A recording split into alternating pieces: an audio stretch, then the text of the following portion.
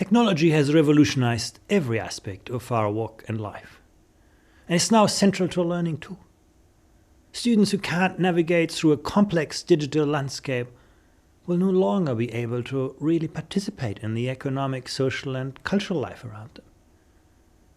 And that means schools and teachers got to deal a lot of issues with every day. From information overload to plagiarism, from protecting children from online risks such as fraud, violations of privacy or online bullying, to setting an adequate and appropriate media diet. We expect schools not just to develop great skills, but also to educate our children to become critical consumers of internet services and electronic media, and to help them make good choices and avoid harmful behavior. But in most schools, the reality lags a lot behind the rhetoric and promise of technology. PISA shows that even where computers are used in the classroom, the impact on learning outcomes is mixed at best. Data from PISA also show no appreciable improvements in learning outcomes in the countries that had invested most heavily in ICT over the last years. And perhaps the most disappointing finding is that technology has done so little to bridge the skills divide between advantaged and disadvantaged students. One interpretation of all that is that building deep conceptual understanding and higher order thinking requires intensive teacher-student interactions. And technology, when badly used, can distract from that valuable human engagement. Another interpretation is that we simply haven't become good enough at the kind of pedagogies that make the most of technology. That adding 21st century technologies to 20th century teaching practices is just diluting the effectiveness of learning.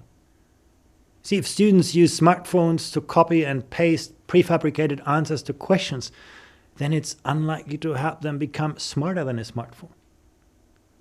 But the status quo is simply unacceptable. There's too much to lose if we don't get this right. Why should students be limited to the textbook that was printed 2 years ago and maybe designed 10 years ago when they could have access to the world's best and most up-to-date textbook right now?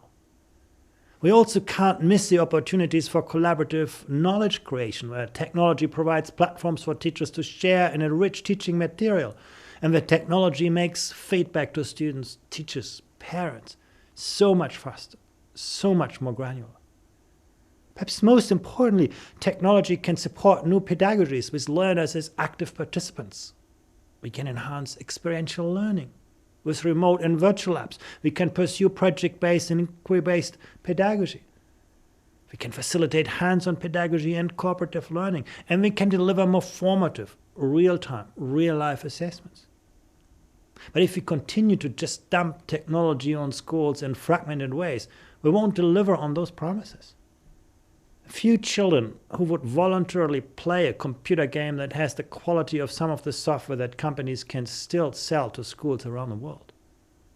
Countries need a clear plan and build the infrastructure, the human infrastructure and teacher capacity to make that happen. And policymakers need to become better at building support for this agenda.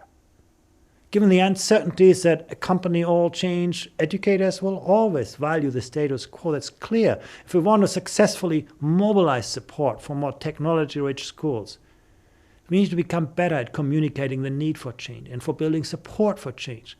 Invest in capacity development and change management skills.